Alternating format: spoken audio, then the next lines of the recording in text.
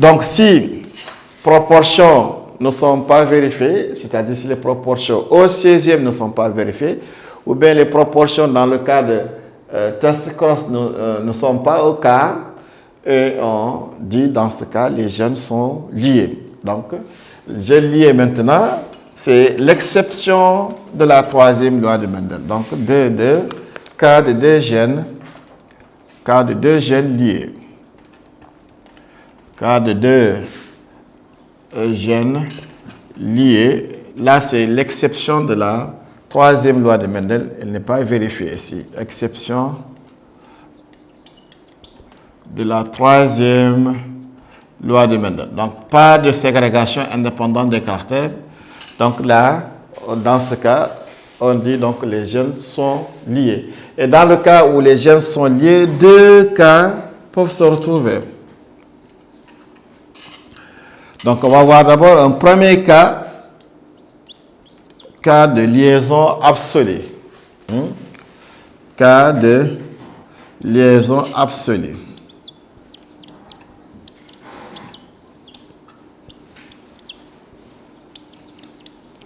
Ou linkage absolu. Ou de linkage absolu. Cas de interchromosomique dépend, lui, du nombre de paires de chromosomes. Plus n est grand, plus le brassage interchromosomique est important. Par contre, le brassage intrachromosomique, lui, il dépend de la distance. Dans le cas où la liaison est absolue ou linkage absolu, donc il y a absence de brassage intrachromosomique, c'est-à-dire que les deux leucies, les deux allèles sont très proches, à distance est très faible, qu'il n'y a pas une possibilité de faire un crossing over. Donc, dans ce cas, on parle de liaison absolue. Liaison absolue. Donc là, F1, comme on a vu dans toujours, donc F1 est homogène.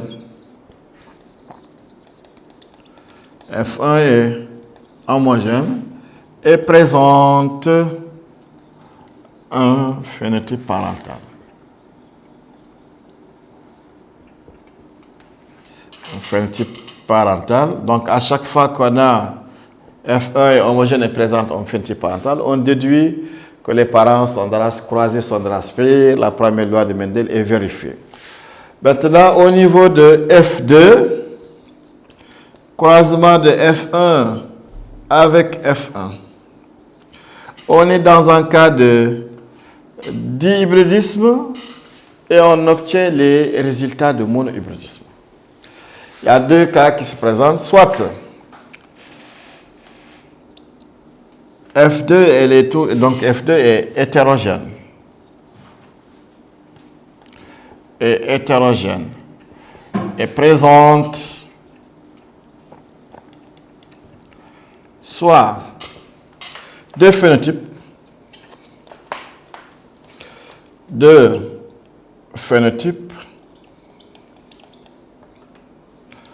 de proportion 3/4 du phénotype dominant, bien sûr, et 1/4 du phénotype récessif. 3/4 du phénotype dominant et 1/4. Donc, on est dans un cas de dihybridisme et on obtient les résultats d'un monohybridisme. Donc, dans ce cas, on dit que la liaison, elle est absolue, linkage absolu. Donc, là, c'est la liaison aussi, donc, comme déjà, donc, c'est une liaison 6. 6, ça veut dire quoi? C'est-à-dire que vous avez un parent qui a les deux caractères dominants et l'autre qui a les deux caractères récessifs. Donc, deux caractères dominants pour un seul parent, P1 par exemple, le deuxième parent, donc P2. Donc, au niveau de la première génération, F1, donc, on aura un génotype grand A, grand B sur petit a, petit b. Donc, dans ce cas, on parle donc de liaison 6. Ou bien on obtient trois phénotypes. Trois phénotypes de proportion 1/2, 1/4, 1/4. Donc, vous avez trois phénotypes de proportion, donc 1/4, 1/4, 1/2. Donc, on est toujours dans un cas d'hybridisme, on obtient les résultats dans monohybridisme, des résultats d'une F2, ça caractérise une F2 dans monohybridisme avec codominance. Là, vous avez F2, les caractéristiques F2 dans monohybridisme avec dominance absolue. Donc, liaison absolue, soit on a 2 phénotypes ou 3 phénotypes. Donc là, c'est le cas d'une liaison qu'on appelle trans, position trans. Donc dans ce cas, chaque parent a un caractère dominant et un caractère récessif. Donc dans ce cas, au niveau de F1, on a un génotype qui a cette forme. Donc on parle de position dans ce cas trans. Donc à chaque fois qu'on a position trans en F2, on aura donc dans ce cas 3 phénotypes de proportion, un quart, un demi. Si c'est une position 6, en F2, on aura 3 phénotypes, 3 quarts, un quart. Et quand on fait un croisement test aussi, on aura un demi, un demi. Donc, la liaison absolue, on obtient donc cas d'hybridisme et on a les résultats donc de monohybridisme. On dit donc la liaison elle est absolue. Donc là, il n'y a pas de recombinaison, donc P égale à 0. Donc P, dans ce cas, égale à 0%, donc parce qu'il n'y a pas eu de crossing over. Donc la liaison, elle est totale. C'est-à-dire que les deux allèles sont tellement proches, ils se comportent comme s'ils étaient un seul allèle. Donc on dit un locus des loci. Donc les loci des deux allèles est très proches. Ils se comportaient comme s'ils étaient un seul allèle. Et c'est pour cela, soit dans ce cas, dans cette position, donc c'est pour cela qu'on est en position même aussi 11, 40 petit b et petit a grand B. Donc on a ces possibilités-là. Donc les deux loci sont très proches. Il n'y a pas une possibilité de faire un crossing over. Donc dans ce cas, on dit la liaison est absolue et P, le pourcentage de recombinaison égale 0. Donc, dans ce cas, on parle de linkage absolu. Donc, on est dans un cas d'hybridisme et on obtient les résultats donc, dans monohybridisme. Donc, si on fait aussi le croisement test-cross,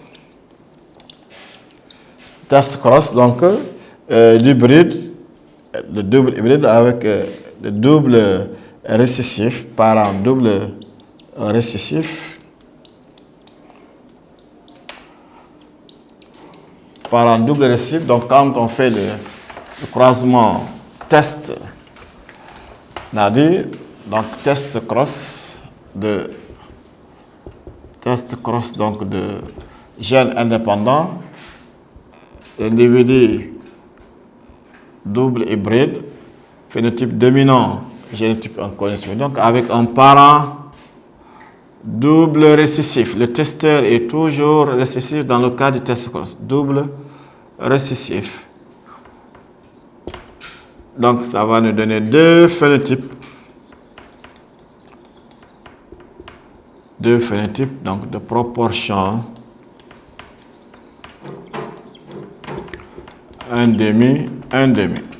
Donc, on est dans un cas d'hybridisme, on obtient toujours les résultats de monohybridisme. Donc, on est dans un cas de linkage absolu. Donc, ça c'est le premier cas donc, de gènes liés. Dans le cas, la liaison elle est absolue, linkage ou linkage absolu, liaison absolue, linkage absolu.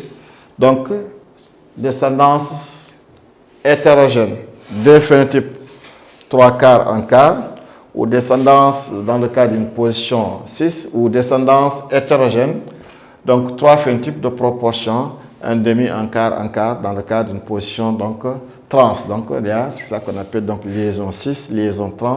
Donc, on obtient ces deux phénotypes, 3 quarts, 1 quart, ou deuxième, 3 phénotypes, on obtient 1 quart, 1,5. Ça, c'est le cas de gènes liés avec la liaison absolue. Test cross, on obtient deux phénotypes de proportion, 1,5, 1,5.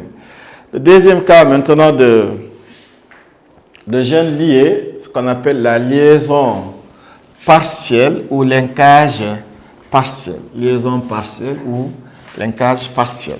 Deuxième cas.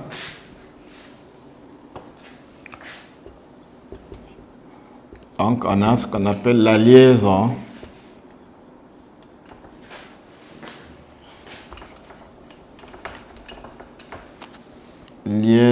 partielle.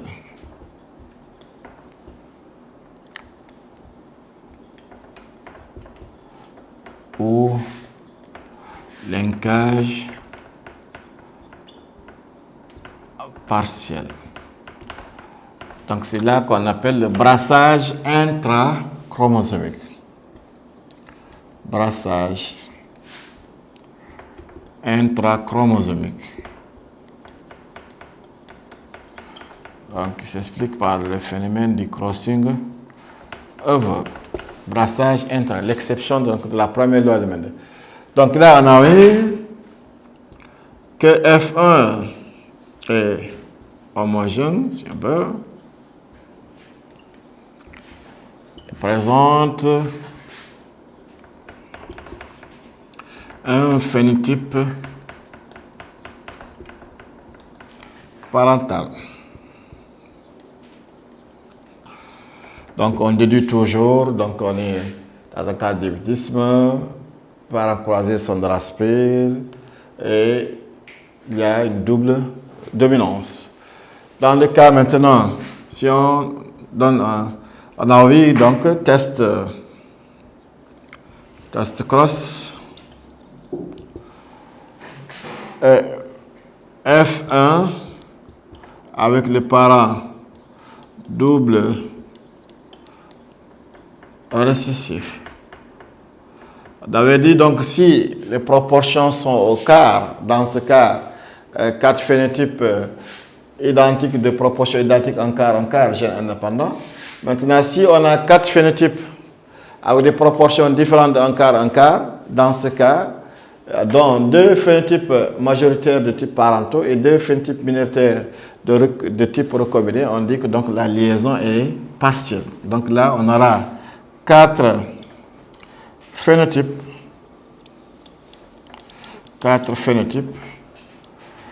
avec des proportions différentes d'un quart.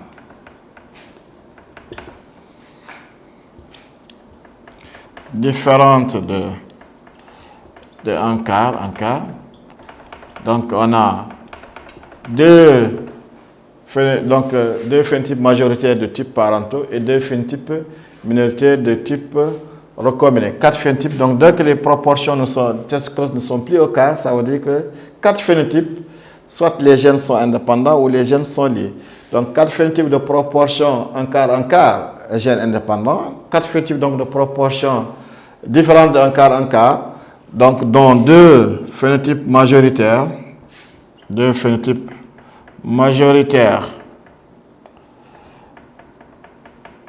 type parentaux,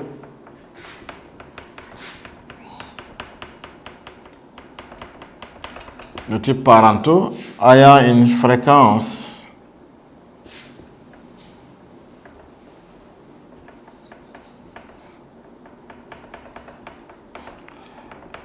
de 1 moins P. Donc les parents, P c'est le taux de recombinaison. Donc les 2 parentaux ont une fréquence de 1 moins P et 2 phénotypes recombinés. Donc ce taux est toujours supérieur à 50%.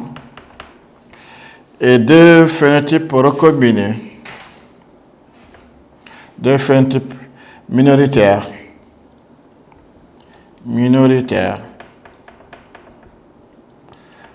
de type recombiné, ayant une fréquence P inférieure toujours à 50%.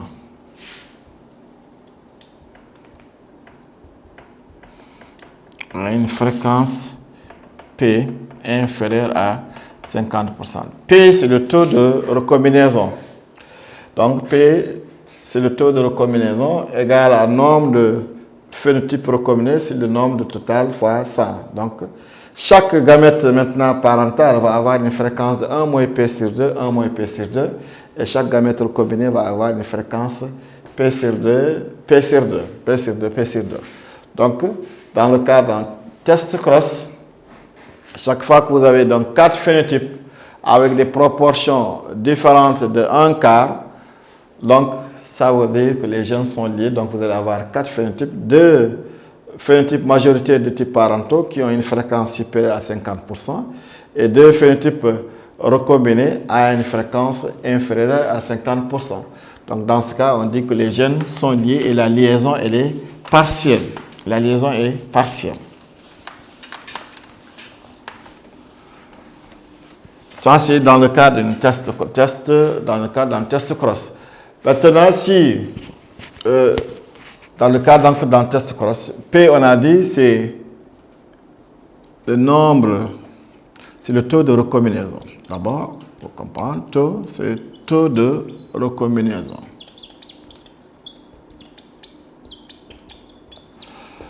Donc, P égale le nombre de phénotypes recombinés et minoritaires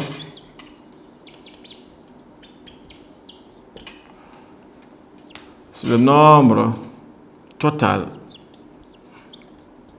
nombre de phénotypes total, nombre total de phénotypes, fois 100. Et vous trouvez donc votre valeur P. En génétique, donc P est toujours compris entre 0 et 50%.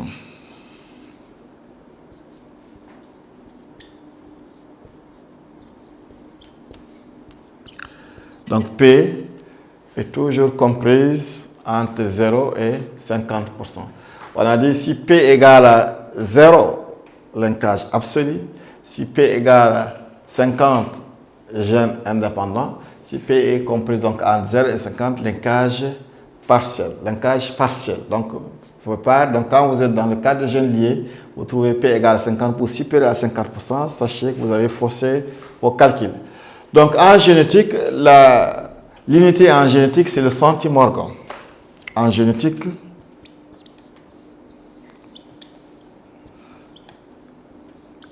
l'unité est le centimorgan.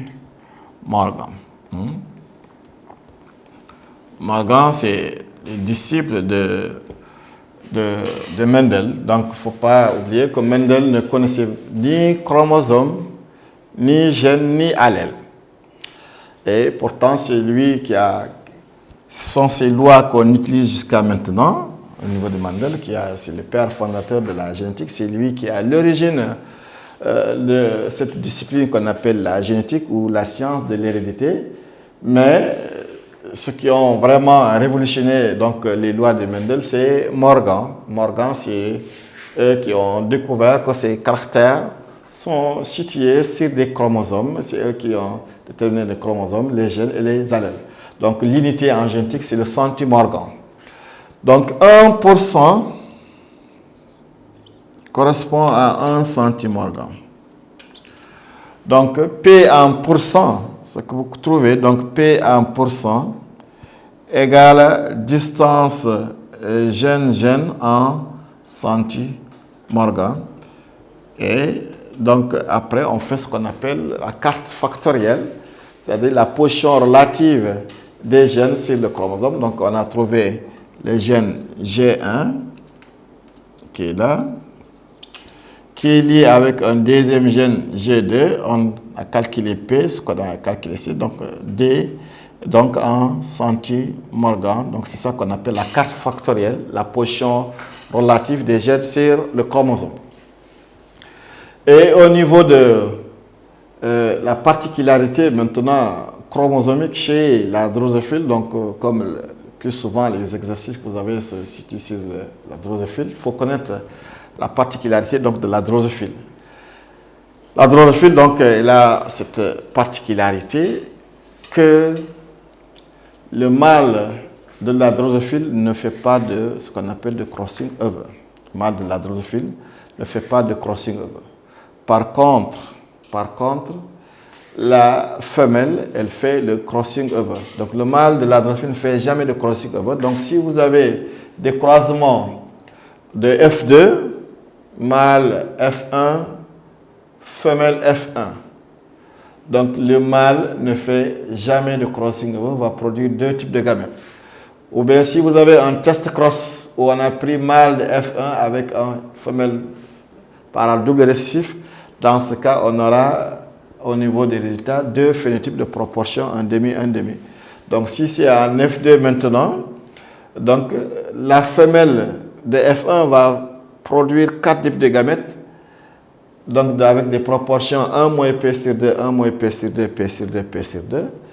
Et le mâle ne fait jamais de crossing over, fait 1,5, et vous faites votre tableau d'échiquier. Si c'est position 6, 6, vous allez avoir donc 3 moins P sur 4, 1 moins P sur 4, 1 moins P sur 4, P sur 4. Ça, c'est des résultats caractéristiques de la drosophile. Si les deux aussi sont en position trans, vous allez avoir 3 phénotypes, 1,5, 1 quart, 1 quart. Ces résultats sont valables seulement pour la drosophile, pour la F2, donc de la drosophile. Dans le cas où vous avez une position donc 6, mâle de F1 et femelle de F1, dans le cas de position 6, vous allez avoir en F2 3 moins P sur 4, 1 moins P sur 4, P sur 4, P sur 4. Si maintenant c'est les deux aussi dans le cas d'une position trans, vous allez avoir 3 phénotypes dans ce cas, vous allez avoir 1,5, 1 quart, 1 quart. C'est résultat caractéristique seulement donc, de la drosophile. Donc au niveau de ce positionnement, donc aussi, donc, on peut, donc là c'est l'établissement donc, de la carte factorielle. Si vous avez donc 2 gènes liés, vous pouvez avoir un troisième gène indépendant, G3, soit je le place à un point quelconque ici, G3, et indépendant donc de G2, je peux le placer sur le même axe, mais ils ne sont pas liés, ils sont séparés, ou bien je peux le mettre en bas. Donc, quand vous avez 2 gènes liés avec un gène indépendant, donc vous avez ces positionnements. Soit, donc G1 et G2, vous avez la distance qui est là, que vous avez calculée en centimorgan, ils sont liés. Donc, et le troisième gène qui est indépendant de G1, donc forcément indépendant de G2, vous le placez, donc vous pouvez le placer dans l'axe sans qu'il se touche, ou bien vous pouvez le mettre en bas. C'est le positionnement donc, de 2 gènes liés et un gène indépendant. Ça, c'est 1. Donc, vous pouvez avoir aussi donc, 3 gènes aussi, où les 3 sont liés. Les 3 gènes aussi peuvent être liés. Dans ce cas, si vous n'avez pas la distance réelle entre... Donc, par exemple, vous avez AB, vous avez 10 centimorgans. Vous avez un troisième gène, par exemple, AC, qui est de 5 centimorgans. On vous demande de donner la position relative des gènes sur le chromosome. Donc, je prends un segment, je mets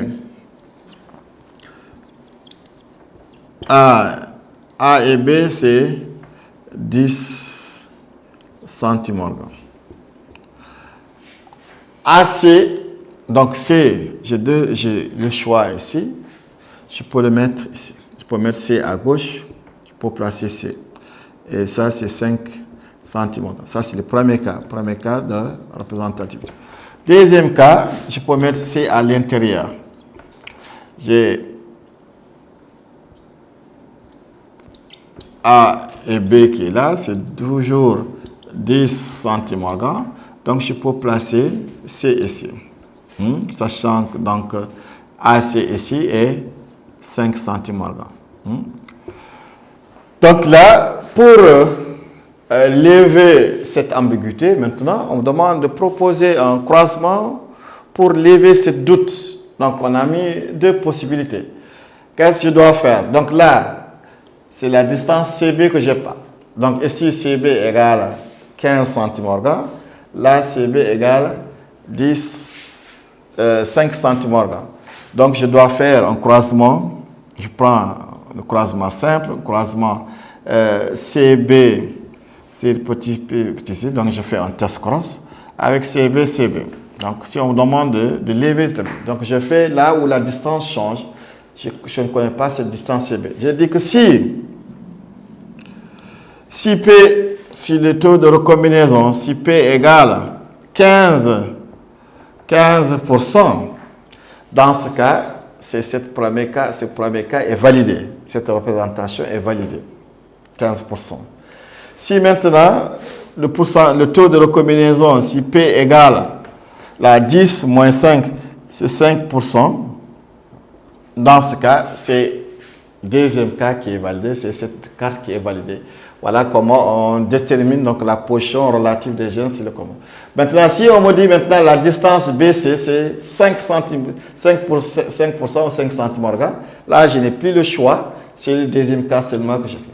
Donc là, on met ces positions si le positionnement entre le troisième et le deuxième ne sont pas connus. Donc on a que ces deux distances. On demande, vous avez 3 gènes et vous avez 2 distances. Donc là, vous faites deux cas. Un premier cas où vous le mettez à l'extérieur et le deuxième cas où vous le mettez à l'intérieur. Si on demande maintenant de faire le croisement pour lever cette ambiguïté, donc vous faites un croisement test entre les phénotypes dont vous ne connaissez pas la distance entre CB et AB, c'est l'hybridation.